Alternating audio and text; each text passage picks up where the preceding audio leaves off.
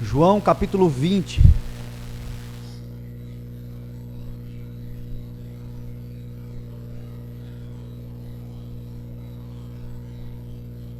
O verso de número 1 diz assim a palavra do Senhor: No primeiro dia da semana, bem cedo, estando ainda escuro, Maria Madalena chegou ao sepulcro e viu que a pedra da entrada tinha sido removida. Então, correu ao encontro de Simão Pedro e do outro discípulo, aquele a quem Jesus amava. Este discípulo é João. João, quando se refere a si mesmo, diz que ele era o discípulo a quem Jesus amava.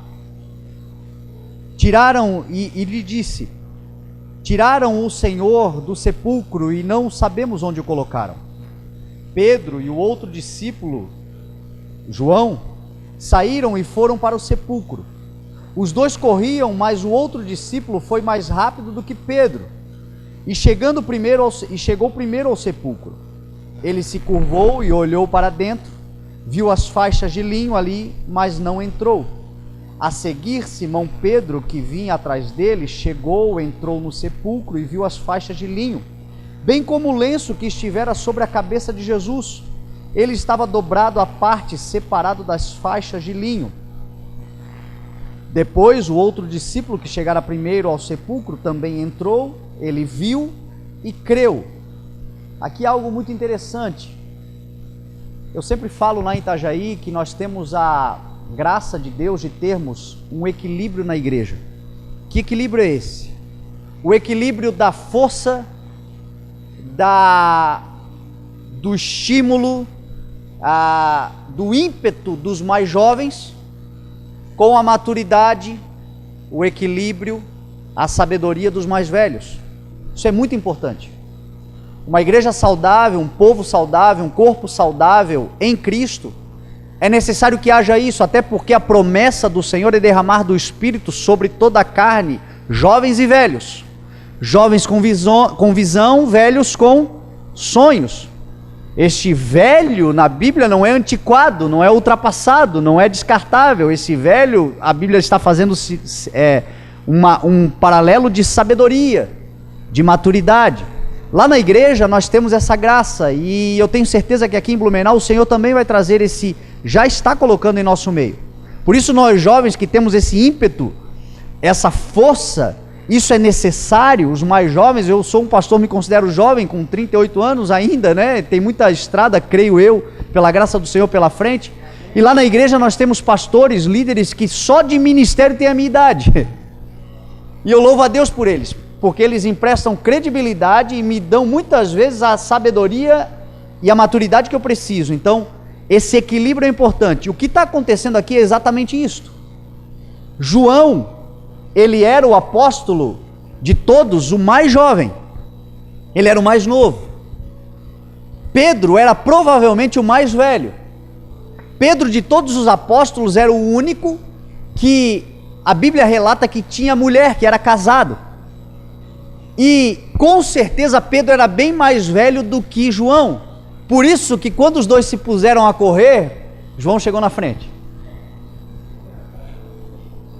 João, como diz lá em Itajaí, disparou e chegou na frente. Entretanto, a rapidez, o ímpeto de João não superou a sabedoria de Pedro, porque João chegou na frente, mas Pedro viu algo que João na sua juventude não enxergou. João chegou, olhou para o sepulcro, viu as faixas e saiu.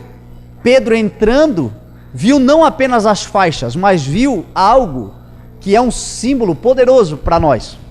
Ele viu o lenço dobrado à parte, o lenço que estava sobre a cabeça de Cristo. Talvez você nunca tenha ouvido falar sobre isto, mas isto traz um significado muito importante para a cultura judaica. Pedro, quando entrou, entendeu algo que João nem percebeu. Quando Pedro viu o lenço dobrado, ele entendeu algo da cultura judaica. Na cultura judaica, quando um senhor está à mesa comendo, se alimentando, e por qualquer motivo ele precisa sair da mesa, se ele, ao sair da mesa, quer passar uma mensagem para os seus servos não retirarem o alimento da mesa, porque ele vai voltar, ele deixa o lenço, o seu guardanapo, dobrado. Quando ele diz, terminei, ele joga. Então esse é o sinal que ele não vai voltar. Então quando Pedro olhou para dentro e viu o lenço dobrado, ele entendeu uma mensagem de Jesus: eu voltarei. É poderoso isto. E aí, quando ele entendeu, João agora, o texto não diz, mas provavelmente ele disse, está dobrado o lenço. Como assim está dobrado o lenço? Aí João voltou para dentro do sepulcro. E aí João voltou, diz o texto, o outro discípulo que chegara primeiro, o apressadinho, o jovem, também entrou, ele viu e creu. E aí o texto diz, eles ainda não haviam compreendido que conforme as Escrituras era necessário que Jesus ressuscitasse dos mortos.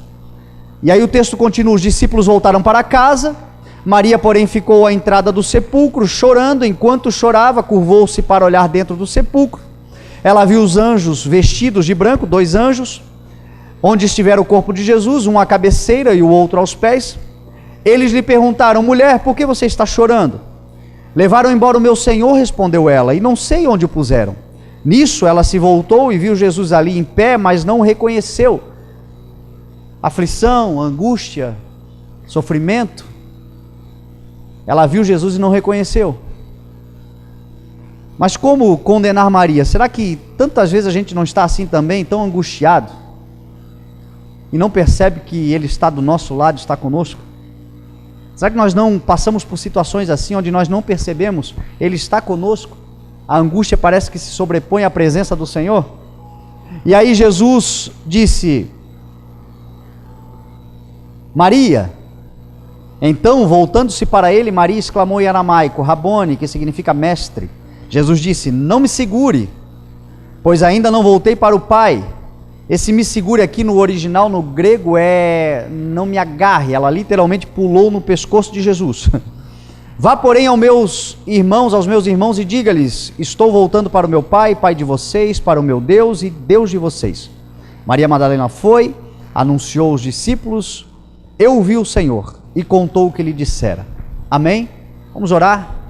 Pai, nós te damos graças, Senhor, por esse momento onde nós estamos em torno da Tua Palavra. E nós entendemos, Senhor, que a Tua Palavra é a verdade. Então nós te pedimos, Senhor, nos santifica na Tua Palavra. A Tua Palavra é a verdade.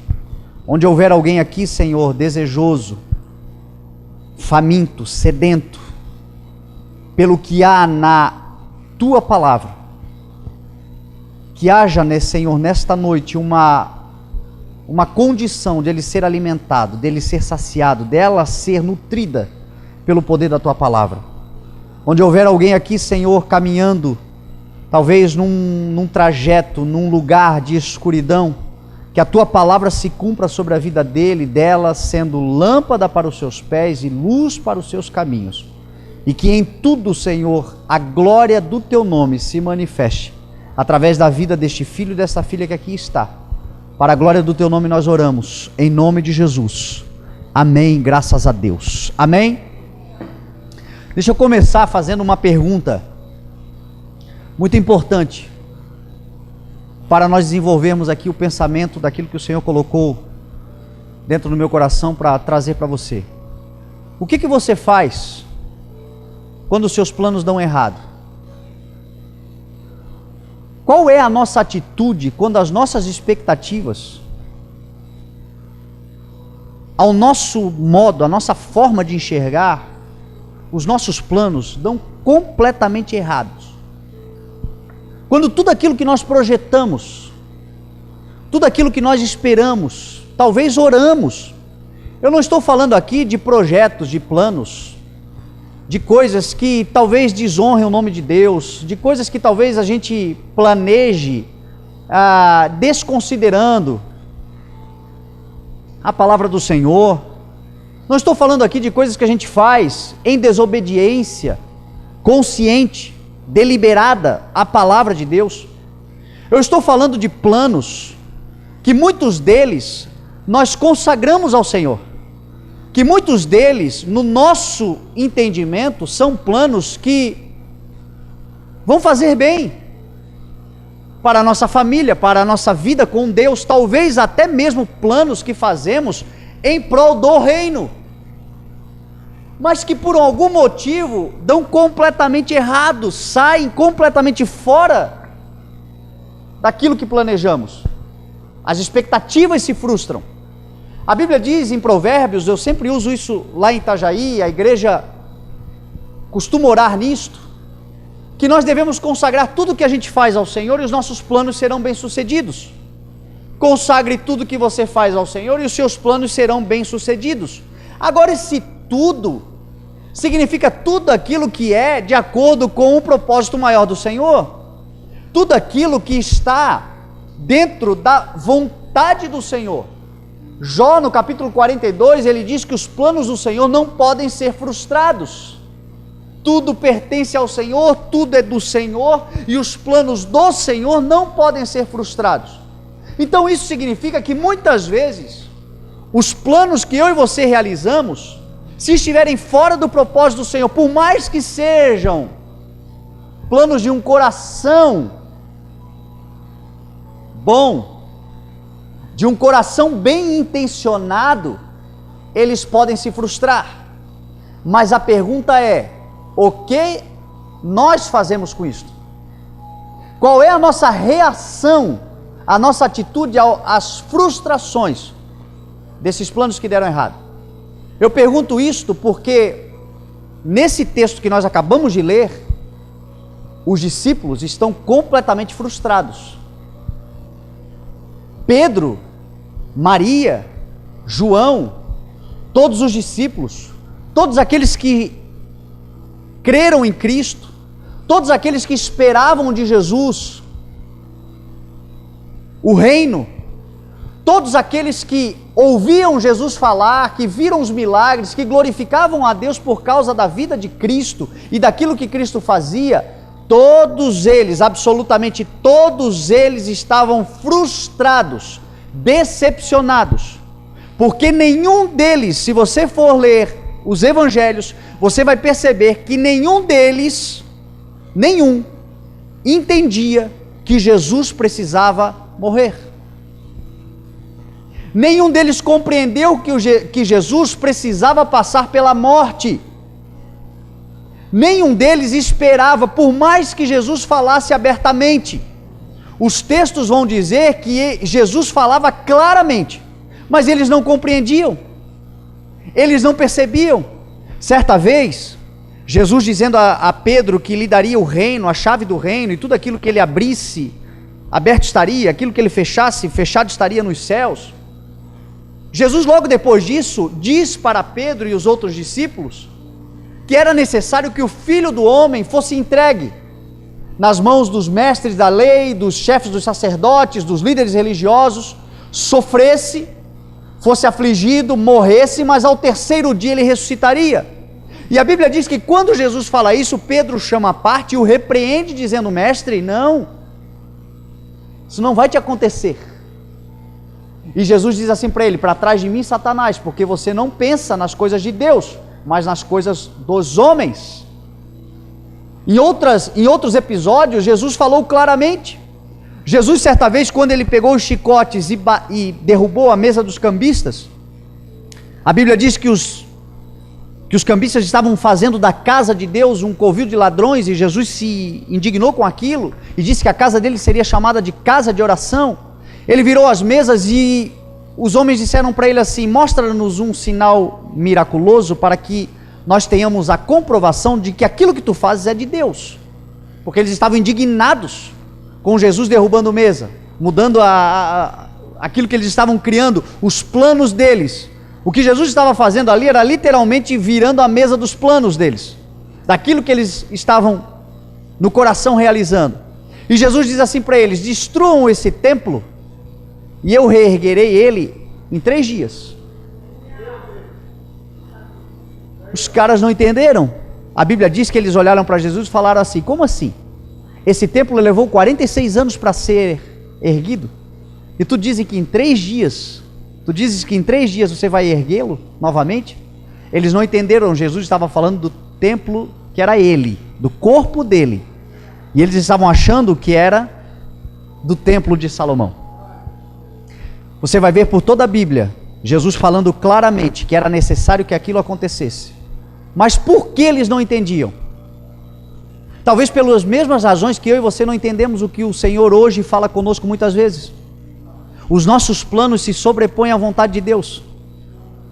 Deus está falando conosco, Deus está falando claramente, Deus está anunciando as coisas, mas a verdade é que nós estamos tão fixados no plano que nós criamos, que muitas vezes o Senhor está dizendo, não, o plano que eu tenho para você é outro, mas a fixação, os discípulos estavam fixados numa verdade que vai se cumprir, porém, aquele não era o tempo. Qual era a fixação deles? O reino de Deus, que Jesus pregava.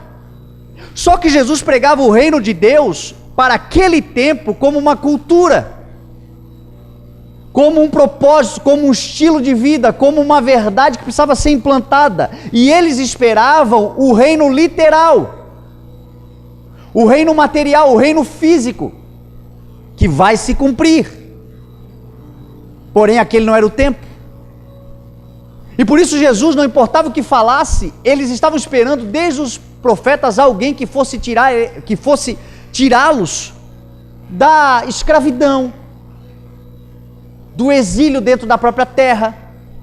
O povo naquele tempo era dominado pelo Império Romano. Eles esperavam, quando Jesus anunciava o reino, quando Jesus entrou com grande poder em Jerusalém, montado no jumentinho, e todos disseram, eis que vem o nosso Senhor, eles esperavam no coração deles, que Jesus fosse tomar o trono de César, literalmente. Eles esperavam no coração deles que Jesus fosse tomar o poder político de Israel e estabelecer o reino físico e literal. E eles não entendiam, eles estavam tão fixados nisto, que eles não entendiam que era necessário primeiro Jesus passar pela morte, pela cruz, para salvar toda a humanidade. Era inconcebível no entendimento deles.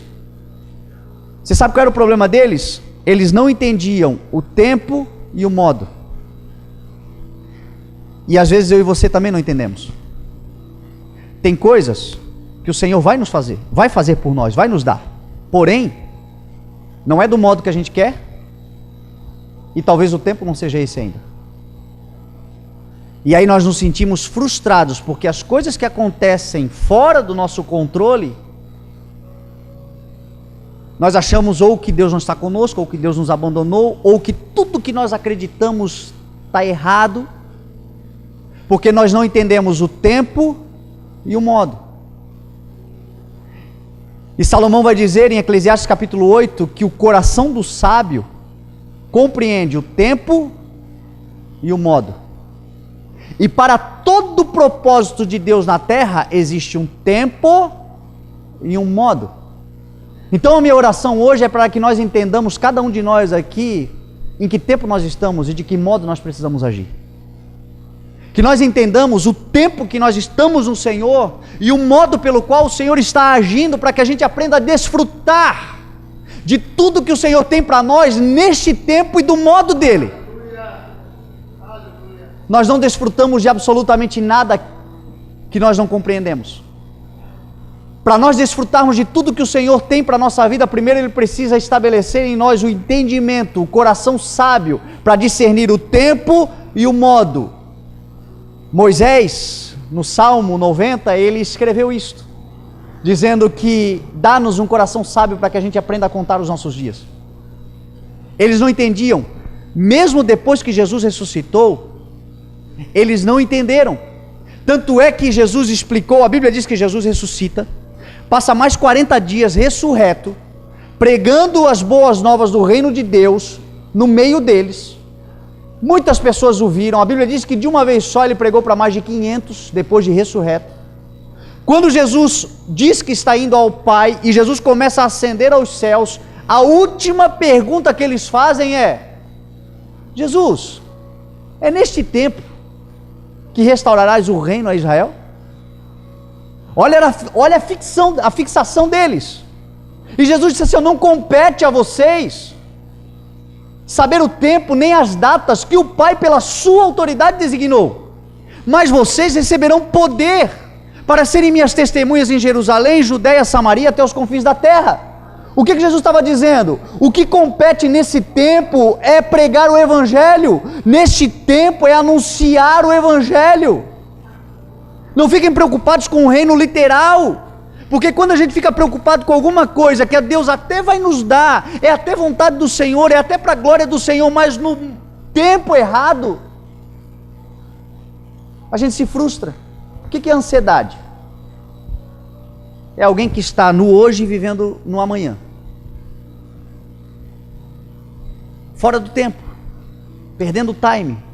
E o que o Senhor quer nos fazer é andar no tempo designado para todas as coisas, dentro do propósito do Senhor para todas as coisas, entender o tempo e o modo. Muitas vezes nós como igreja não entendemos o tempo e o modo do Senhor, nós não entendemos muitas vezes até essa questão do reino de Deus. A Bíblia diz que o reino de Deus ele é literal, ele vai se manifestar, porém o tempo não é agora. O tempo agora é o tempo da cultura do reino se estabelecer. O tempo agora é nós entendermos qual é a vontade do Senhor. Em que tempo e modo o Espírito de Deus está agindo agora. A vontade do Senhor sempre foi e sempre será estar conosco. O plano do Senhor é estar conosco desde o início. A Bíblia diz que lá em Gênesis, quando o Senhor cria o Éden e coloca um jardim no Éden e cria o homem para administrar, para cultivar o jardim, a Bíblia diz que todos os dias, na viração do dia, todos os dias o Senhor vinha, era o Senhor que vinha e conversava com o homem e falava com o homem, até o dia que o homem pecou. Mesmo depois do homem pecar, a Bíblia diz que o Senhor veio e perguntou: onde é que você está? E ele diz: eu me escondi, porque eu tive medo. E o Senhor perguntou para ele: mas que eu estou nu? E quem disse que você está nu? O Senhor vindo ao homem, sempre foi esse o projeto. Depois que o Senhor manda o homem sair do Éden, porque ele comeu da árvore do bem e do mal, do conhecimento do bem e do mal, a desobediência gerou essa consequência. Mesmo assim, o Senhor não perdeu o seu projeto original, o seu plano original de vir até o homem. Quando o Senhor tira o povo do Egito e estabelece o povo na sua terra prometida, o leva para a terra prometida, a Bíblia diz que no trajeto, aquele povo escravo que andava com Deus no deserto, Deus mandou Moisés, mostrou para Moisés uma planta de um tabernáculo, tal como era no céu, e pediu para fazer na terra uma tenda. E a Bíblia diz que Moisés estabeleceu o tabernáculo, fez a tenda, e cada vez que Moisés entrava na tenda, o Senhor descia. E a glória de Deus era tão extraordinária que o povo ficava na porta das suas tendas olhando, maravilhados com o que acontecia. O tempo passou e veio o tempo dos reis, chegou o tempo dos reis, e o que Deus deu para Davi? A planta de um templo. E Davi não pôde construir porque Davi tinha sangue nas mãos, era um guerreiro, mas o seu filho Salomão construiu. E quando o seu filho construiu exatamente como estava na planta que Deus deu a Davi, quando ele terminou, a Bíblia diz que ele consagra aquele templo. E quando ele termina de consagrar, o que acontece? A glória de Deus desceu de uma tal forma que ficou impossível dos sacerdotes exercerem o seu serviço. Deus vindo, o Senhor vindo. O plano de Deus sempre foi vir até nós. Passaram-se as eras e agora o próprio Deus não considera ser igual a Deus, mas esvazia-se de si mesmo e vem. Jesus agora, enquanto pessoa, personificação, o escritor de Hebreus vai dizer que ele é o resplendor da glória de Deus, a expressão exata do seu ser, andando no nosso meio. Agora Deus vem através de Cristo personificado para morrer por nós e nos reconciliar com Ele. Jesus disse assim: quem vê a mim, vê ao Pai. Os discípulos diziam: mostra-nos o Pai, isto nos é suficiente. E Jesus dizia: até quando vocês vão entender, quanto tempo vão demorar para entender que quem vê a mim vê o Pai. A obra que eu estou realizando é o Pai em mim. E ele diz, a minha vontade é que eu e o Pai habitemos em vocês. E aí Jesus morre, Jesus ressuscita, Jesus vai aos céus, e antes de subir ele diz, eu não vou deixar vocês órfãos, porque o meu plano não mudou. O meu plano é estar com vocês, o meu plano é vir a vocês, o meu plano é habitar em vocês. Eu não vou deixar vocês órfãos, eu vou enviar a vocês o Consolador, o Conselheiro, Ele estará com vocês todos os dias, Ele habitará com vocês, Ele ensinará vocês, Ele me glorificará porque falará daquilo que é meu. Eu estarei com vocês por todos os dias através do Espírito Santo, Ele descerá e falará com vocês. E diz a Bíblia que Deus que não mente cumpriu a sua promessa. Estavam todos reunidos no mesmo lugar, quando de repente veio, não é que foi, veio dos céus um som, como um vento forte e impetuoso, e encheu toda a casa. Viram que pareciam línguas como repartidas de fogos, que pousaram sobre cada um deles, e todos foram cheios do Espírito Santo. Deus vindo. Esse é o tempo que eu e você vivemos hoje. Paulo diz, não sabeis vós que sois templo e santuário do Espírito Santo de Deus, e que o Espírito Santo habita em vocês? Sabe o que falta para nós? Coração sábio para entender o modo e o tempo de Deus. Sabe qual é o tempo que nós estamos vivendo? O tempo que nós já estamos cheios do Espírito Santo. Jesus já cumpriu a sua promessa, o Espírito Santo já desceu. Nós não precisamos agora ser cheios do Espírito Santo. O que nós precisamos é entender o tempo e o modo. Nós já estamos cheios do Espírito Santo. E o Espírito Santo tem um modus operandi para realizar na terra, para que a igreja seja o instrumento de Deus na terra. Aquilo que de Deus pode ser conhecido, hoje está na igreja na terra. A igreja é a manifestação do Senhor. O Senhor hoje está na terra através da igreja. Eu e você, olha que coisa maluca. Não é de se estranhar, porque eles olhavam para Jesus e também não acreditavam.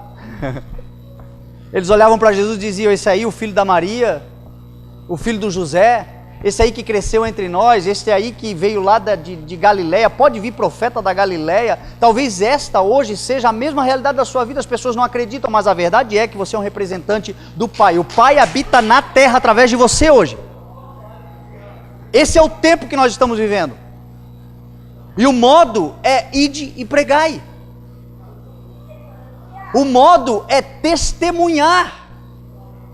Testemunhar com autoridade, porque vive aquilo que crê, porque tem experiência daquilo que recebeu, e por ter experiência, e por viver, e por o Evangelho não ser letra, mas ser vida em nós, nós estamos cheios do Espírito Santo, e é Deus agindo na terra. Esse é o tempo, esse é o modo. E o reino? O reino hoje é como uma cultura, o reino hoje nos governa. O reino é tão poderoso que não importa o lugar do mundo que você for. O pastor Marlon acabou de chegar de Moçambique. Se você conversar com ele, ele vai te dizer, a cultura local é completamente diferente, o povo pensa completamente diferente, as coisas, a forma de comer, de fazer, de exercer as coisas são completamente diferentes das nossas. Entretanto, quando se senta para falar de Jesus, é reino. A cultura do reino se sobrepõe à cultura. Nós identificamos instantaneamente que somos irmãos. A palavra é a mesma, a conversa é a mesma. Porque esse é o tempo.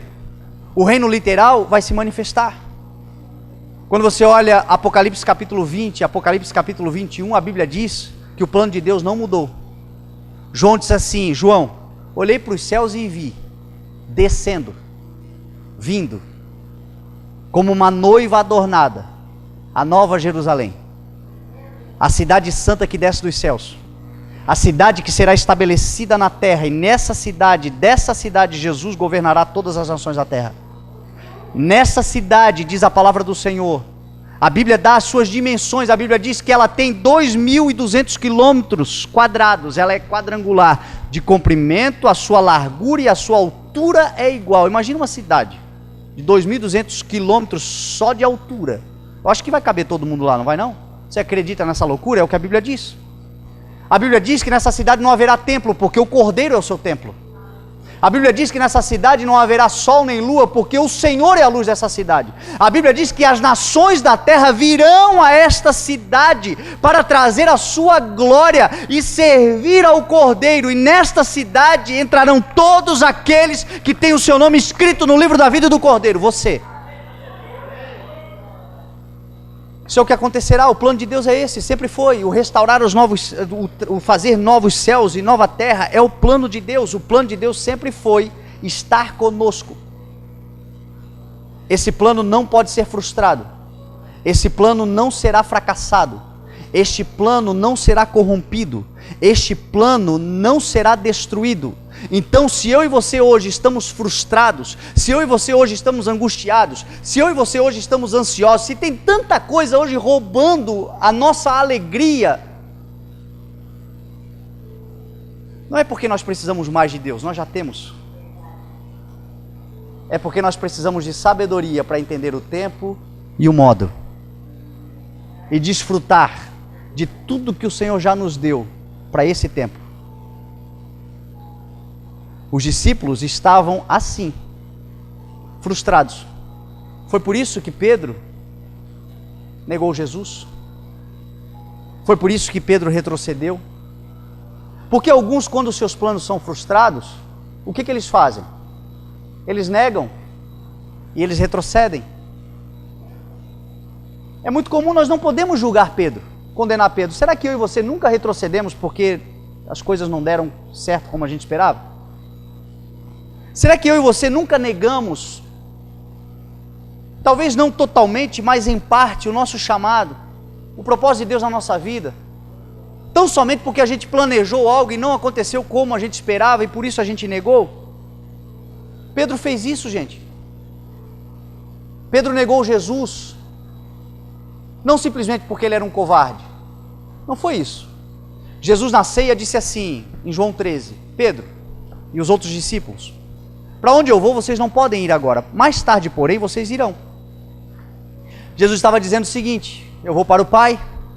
Na casa do meu Pai há muitas moradas. Se não fosse assim, eu vos teria dito: não perturbe os vossos corações. Eu vou preparar lugar, e quando esse lugar estiver perto, pronto, eu voltarei para que vocês estejam comigo onde eu estiver. Então é Ele que vem, é Ele que voltará. Aquele que vem virá, breve virá e não tardará. Ele vem até nós, todo olho verá. E Jesus estava dizendo: Pedro, agora não dá para ir. Mais tarde, porém, você vai. Por que Pedro disse que iria? Porque Pedro era um falso, um hipócrita? Não.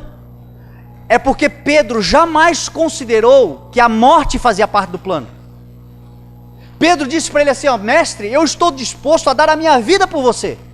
E Jesus fala para ele assim: dar a sua vida por mim? Ainda hoje, antes que o galo cante, você me negará 3 vezes. E ele rejeitou a palavra. Por quê? Porque o dar a vida para ele não era no sentido de eu estou disposto a morrer. O dar a vida para ele era no sentido: pode contar comigo, com a minha força, pode contar com a minha presença, eu estou junto com você. Mas o junto com você no sentido de reino tomado à força físico, crendo absolutamente que talvez levasse aí, corresse um risco aqui, outro lá, mas Jesus estava com ele. Não tinha morte no negócio, era inconcebível a morte. Então, quando ele percebeu que Jesus realmente iria morrer, ele negou. Porque mesmo Jesus falando claramente, o seu plano se sobrepunha à vontade do Senhor, ao plano do Senhor. Talvez isso aconteça conosco. Talvez o Senhor esteja falando claramente, mas a gente está tão fixado em algo que a gente não entende.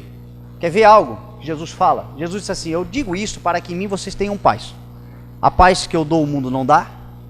Deixo a vocês a minha paz. A paz que Ele dá excede todo o entendimento, guarda o coração e a mente de todos nós em Cristo Jesus. Entretanto, Ele fala assim: eu digo isso para que vocês tenham paz. Neste mundo vocês terão aflições. Contudo, tem de bom ânimo, porque eu venci o mundo. Jesus fala claramente que nesse mundo teremos aflições. Mas o que a gente mais percebe no meio das aflições?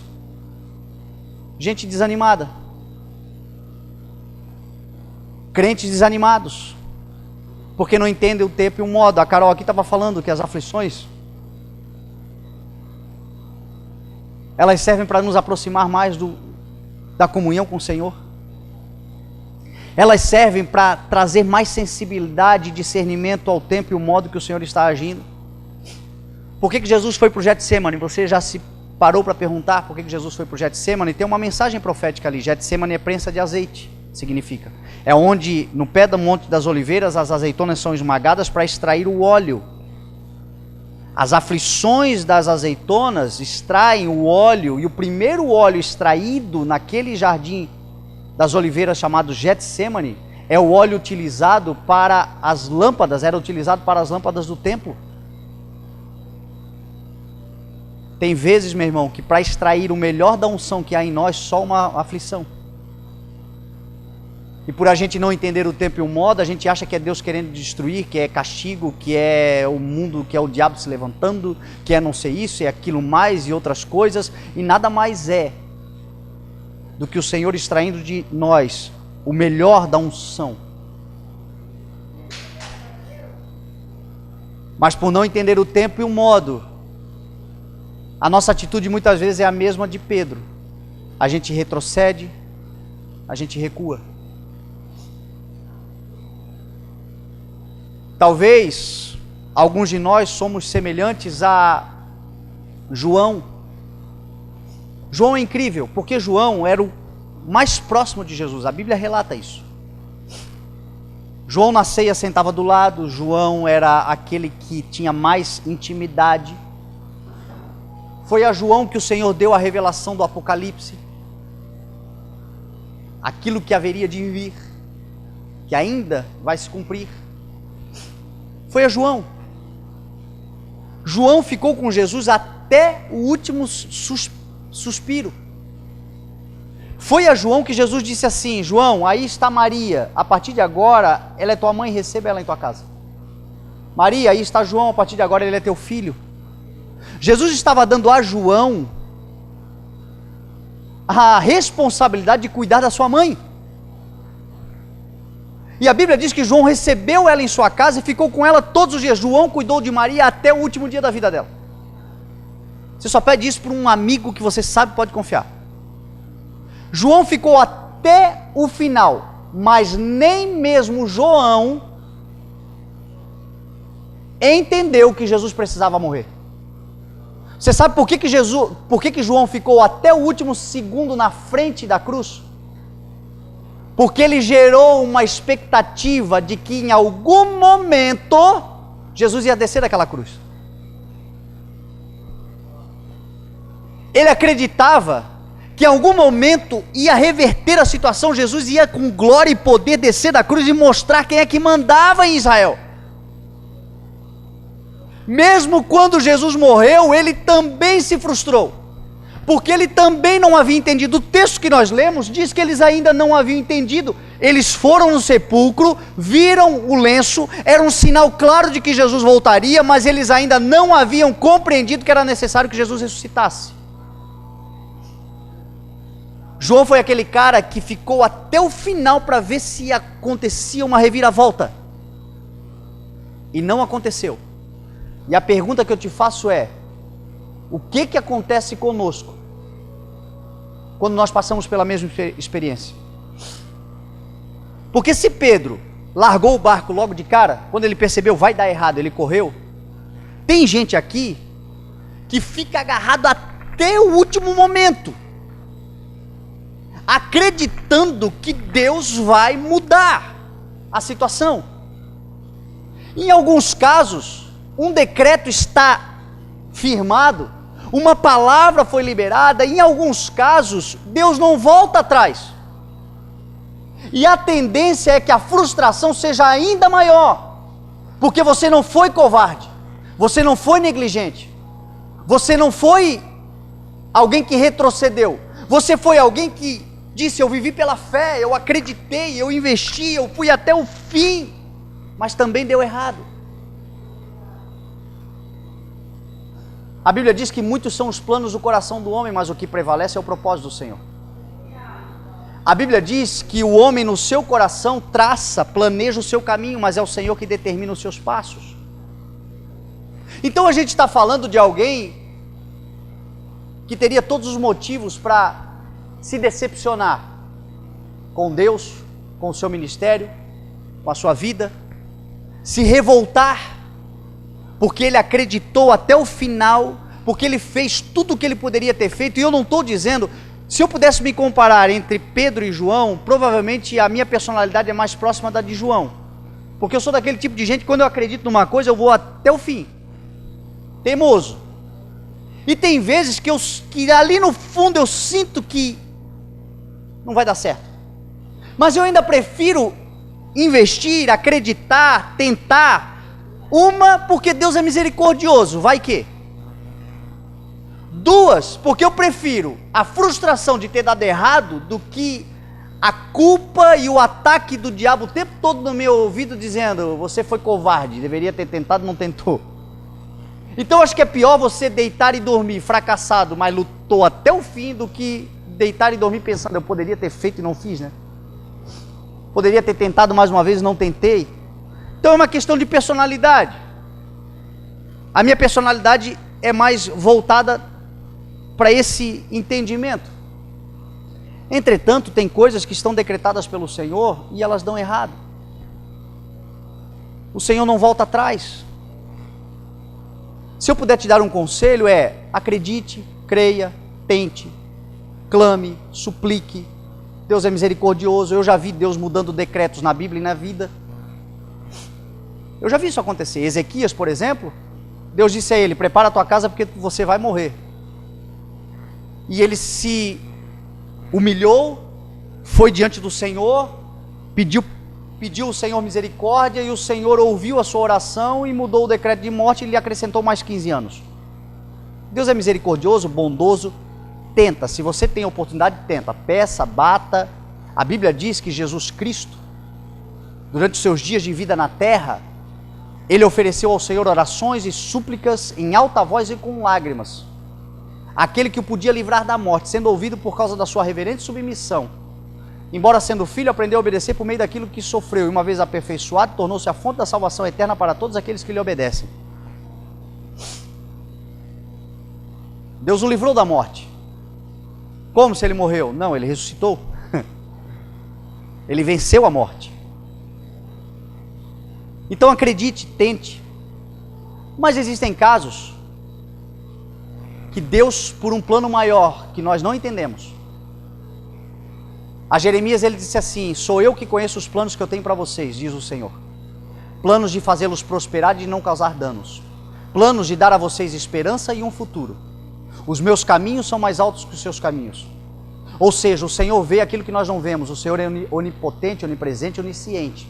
Nós estamos presos pelo tempo cronos, nós estamos presos pelas circunstâncias, nós só estamos vendo um palmo na nossa frente, e olhe lá, porque tem coisa que está na frente do nariz e a gente não enxerga. Deus, que está vendo todo, muitas vezes não muda um decreto, e o nosso coração tende a se revoltar, a se frustrar com o Senhor.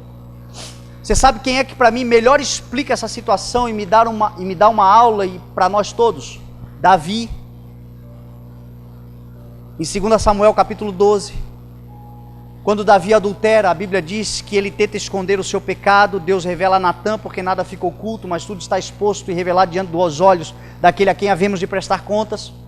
A Bíblia diz que Davi, ele é revelado o seu pecado por Natã, e Natã diz assim: porque você se arrependeu, porque ele se arrependeu, o seu trono não será tirado de você, você vai permanecer. Mas a criança, que é fruto desse adultério, ela não sobreviverá. Olha que decreto.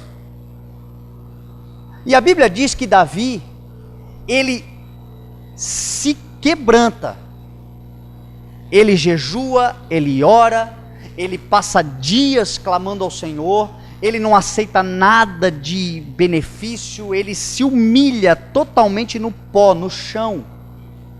Mas passaram-se 7 dias e a criança morreu. o decreto não voltou atrás. Aí você pensa, meu Deus, que Deus de coração duro. Talvez essa seja a primeira impressão que a gente tenha. Agora, o que Davi me ensina aqui é a sua capacidade de resiliência. A Bíblia diz que Davi, quando fica sabendo da morte da criança, ele se levanta do chão, ele se lava, ele se perfuma, ele coloca uma veste nova, limpa, vai ao templo adorar ao Senhor, porque não importa o que aconteça, eu continuarei adorando ao Senhor, tal como Jó. Eu sei que o meu Redentor vive. As coisas talvez não estejam conforme eu planejei, talvez tenham fugido do meu controle, mas jamais fugirão do controle de Deus. Então, sobre todas as coisas, em todo o tempo, a Ele seja dada a glória, dele, por Ele, para Ele são todas as coisas. E a Bíblia diz que ele volta ao templo, ao palácio, pede um alimento, come, e os conselheiros ficam com um nó. E perguntam a ele, cara, como é que você faz isso? A criança estava doente, você jejuava e orava, e agora que ela morreu, você se levanta e faz isso tudo que você fez? Ele diz assim, enquanto a criança estava doente, eu jejuei e orei, pensando, quem sabe, o Senhor terá misericórdia e impedirá. Mas agora que a criança morreu, por que eu vou jejuar? Poderei eu trazê-la de volta à vida? Eu irei a ela, mas ela não voltará a mim. Sabe o que ele estava dizendo? Eu preciso deixar o curso da vida seguir adiante. Eu não estou aqui nessa noite para desprezar a tua dor, para desprezar os teus sentimentos, para rejeitar ou menosprezar aquilo que você passou. Só você e Deus conhece a dor do teu coração. Talvez até mesmo na sua vida você tenha experimentado situações tal como Davi experimentou a morte de alguém muito querido. Mas a verdade é que a vida precisa seguir em frente. A verdade é que a vida tem um curso a seguir. A verdade é que em algum momento você precisa se levantar e acreditar, meu irmão, de que aquilo ou aqueles que partiram não se perderam. Davi diz assim, eu não irei, ele não virá a mim, mas eu irei a ele. Como quem diz, eu sei que ele está vivo, um dia eu vou me encontrar com ele. Eu sei que houve esse tempo, a saudade vai bater, o choro vai vir, a tristeza vai chegar, mas eu preciso deixar que a vida siga o seu curso.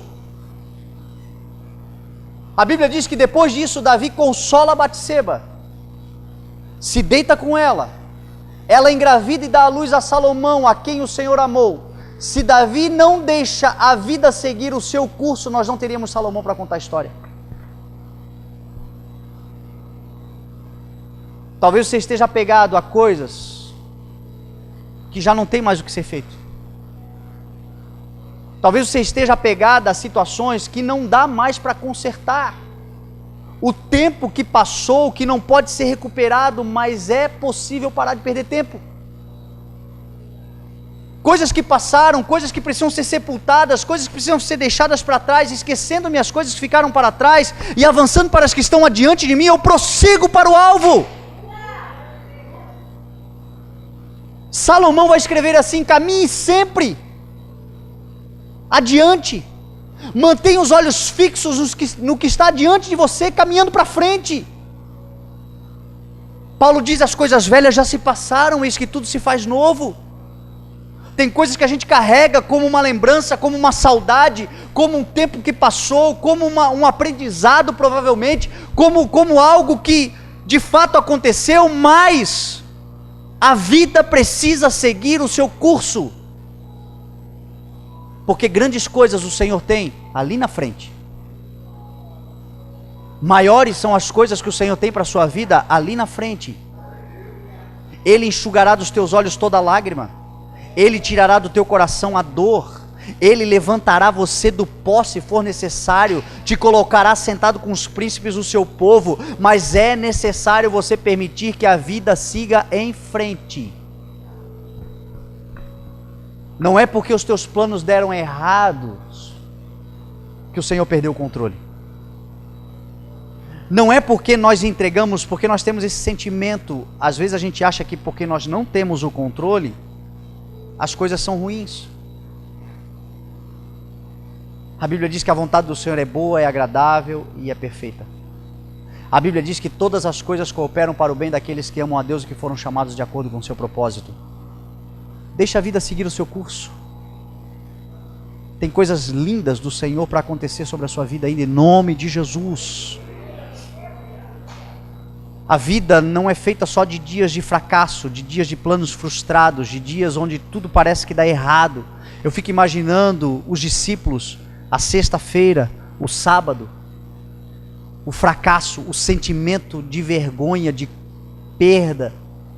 A Bíblia diz que eles se escondiam dentro das casas com medo, ficavam trancados, e não apenas num sentimento de fracasso, mas numa profunda reflexão. A vida não é só feita de fracassos, a vida é feita de tempos de profundas reflexões. Eles estavam reflexivos. Eles estavam pensando o que de fato valia a pena, por que viveram tudo que viveram. Os fracassos, as frustrações nos levam muitas vezes às reflexões. E as reflexões nos autorizam. As reflexões nos capacitam. As reflexões nos fortalecem. Não precisa ser um pregador da palavra, basta ser alguém que já viveu um pouco da vida para saber que nos fracassos nós aprendemos muito mais do que nas vitórias. Nos dias onde as coisas aparentemente dão erradas, nós refletimos muito mais. Nós aprendemos muito mais, nós amadurecemos muito mais. E tudo isso faz parte do projeto, do plano de Deus, do propósito do Senhor. É por isso que Paulo diz assim, nós nos gloriamos nas tribulações. Porque as tribulações produzem perseverança, a perseverança é o caráter aprovado é a esperança, e a esperança não nos decepciona. Como é que alguém pode dizer, é por isso que os apóstolos, quando apanharam por causa do nome de Jesus, saíram felizes, alegres, porque consideraram dignos de ter sofrido por causa do nome? Porque eles sabiam que aquilo ali estava produzindo para eles algo muito maior. Os nossos sofrimentos atuais não podem ser comparados com a glória que nós será revelada. Os nossos sofrimentos leves e momentâneos, diz a palavra do Senhor, estão produzindo para nós uma glória eterna que pesa mais do que todos eles. Então dias onde aparentemente tudo dá errado, é tempo de a gente refletir. Entender que no processo nós não somos vítimas, nós somos aprendizes. O crente que não entende o tempo e o modo na aflição, ele pensa que é vítima. O crente que entendeu o tempo e o modo na aflição, ele entende que ele está aprendendo. Então a sua pergunta é, não é por que, Senhor, que tu me permites, a sua pergunta é, o que tu queres me ensinar? Aflições ensinam, dias de fracasso ensinam, tribulações ensinam, mas eu quero dizer uma coisa para você, a vida não é só feita de fracasso, a vida não é só feita de tribulação e reflexão, a vida também é feita de júbilo, de alegria, de dias onde a promessa se cumpre, onde a profecia se cumpre, onde as palavras se cumprem, de dias onde as sementes germinam, onde as flores e frutos aparecem. Esta é a vida que eu e você vivemos em nome de Jesus. Depois dos dias tenebrosos, a caminhada do justo, diz a palavra, é como a luz da aurora, vai clareando pouco a pouco até tornar-se dia perfeito. Então nós não somos vítimas das aflições, nós somos aprendizes no meio do processo. Se nós entendermos o tempo e o modo que o Senhor nos deu hoje, coração sábio para entender o tempo e o modo. Se o tempo é um tempo de reflexão, se o tempo é um tempo de aparente fracasso, existe um modo operandi do Senhor sobre esse lugar, sobre esse momento. E entendendo, meu irmão, virá tempo de júbilo, tempo de alegria, tempo de glória, tempo de poder. Será, meu irmão, que toda essa tribulação, todo esse problema que eu e você estamos vivendo, não está produzindo para nós um futuro glorioso e nós não estamos percebendo? Será que José tinha noção do futuro glorioso que ele teria quando foi vendido como escravo? Será que Moisés teve noção do futuro glorioso que o Senhor havia preparado para ele quando ele teve que fugir do Egito? Será que Davi tinha noção do futuro glorioso que o Senhor havia preparado quando ele estava sabendo que os seus irmãos e todos os outros estavam jantando e ele cuidando de poucas ovelhas lá no pasto? Sofrimentos leves e momentâneos que estão produzindo para nós um peso de glória.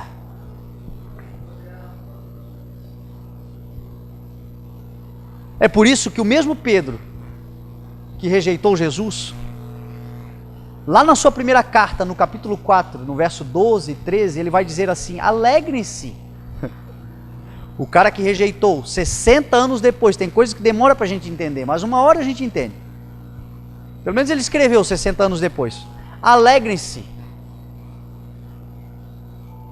na medida que vocês participam dos sofrimentos de Cristo, para que quando a sua glória for revelada, vocês exultem em grande alegria.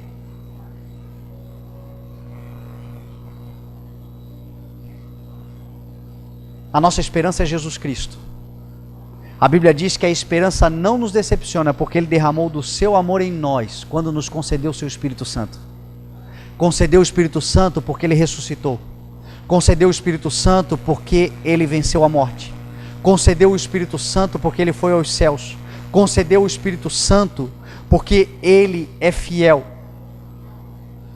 Jesus, o nosso Senhor, o nosso Salvador, aquele que está conosco.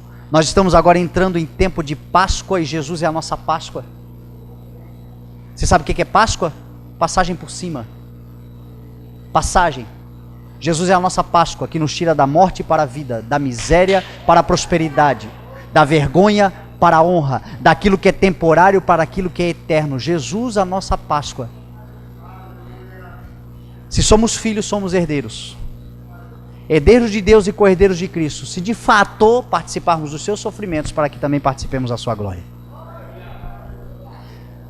A palavra que o Senhor tem hoje para nós é esta: que nós entendamos o tempo e o modo de Deus agir, porque no meio dessas tribulações, os aparentes planos que fracassaram, talvez fracassou o nosso plano, mas o de Deus ao nosso respeito jamais fracassará. Ele está no controle de todas as coisas, nos sustenta, nos guarda, nos orienta, e nesse processo nós não somos vítimas, nós somos aprendizes do Rei da Glória, em nome de Jesus. Amém? Você pode se colocar de pé e nós vamos orar em nome de Jesus.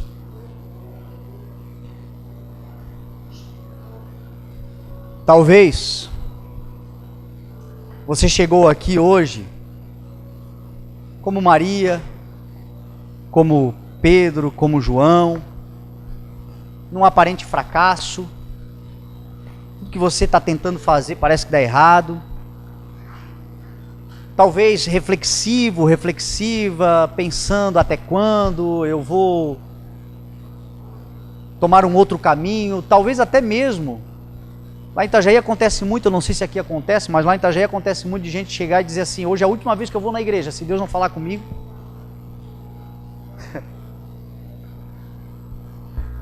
E eu tenho certeza que Deus está falando. A questão é até quando os nossos planos vão se sobrepor aos dele. Até quando ele vai falar e nós não vamos considerar, porque nós estamos fixados numa ideia. E o que ele está dizendo é o seguinte: entrega o teu caminho, confia. Aqueles que esperam em mim renovarão as suas forças. Aqueles que descansam em mim. O que Jesus está dizendo é o seguinte: dá para seguir o meu plano? Porque a vida é feita de fracassos, a vida é feita de reflexões, mas a vida também é feita do terceiro dia. Eles foram fracassados, reflexivos, indo lá cuidar do corpo morto de Jesus, querendo viver ali de saudosismo, mas quando eles chegaram lá, a pedra havia rolado, o terceiro dia havia chegado. Jesus havia ressuscitado. Porque independente dos planos dele, os do Senhor jamais podem ser fracassados. Se cumpriu Oséias 6. O Senhor, voltemos ao Senhor. porque o Senhor nos despedaçou, mas sarará, nos curará, nos feriu, mas sarará as nossas feridas. Depois de 2 dias Ele nos dará a vida novamente, ao 3º dia Ele nos restaurará para que vivamos em sua presença. Talvez você tenha vivido dias de reflexão, dias de fracasso, mas eu quero declarar profeticamente em nome de Jesus: a Páscoa está chegando e a passagem por cima, o 3º dia, a ressurreição. Você está acostumado a viver ou a planejar ou a esperar de um Deus que parece que nunca age. Eu quero dizer para você, Jesus que está ressurreto está aqui hoje nessa noite. E o que Ele diz é o seguinte: segue o meu plano. Quando Maria pulou no pescoço dele, ele disse: não me segure, eu não voltei ainda para o meu pai, mas vai e anuncie que eu ressuscitei, porque eu estou voltando para o meu pai, pai de vocês, meu Deus e Deus de vocês.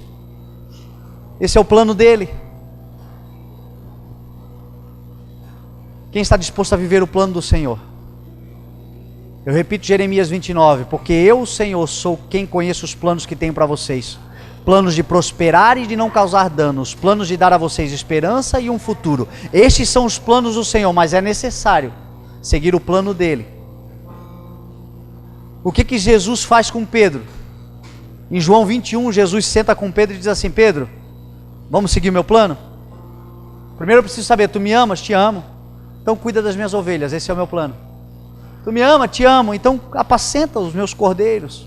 Tu me ama? Senhor, tu já sabes de todas as coisas, sabes que eu te amo, então cuida das minhas ovelhas. Sai dessa pescaria, sai desse projeto falido, sai dessas coisas que você planejou, deixa prevalecer o meu propósito, você já sabe qual é, então somente considere, confie, e eu vou agir. Então talvez hoje você chegou aqui como Maria, como Pedro, como João, mas você vai descobrir que Jesus vive, e reina, e governa.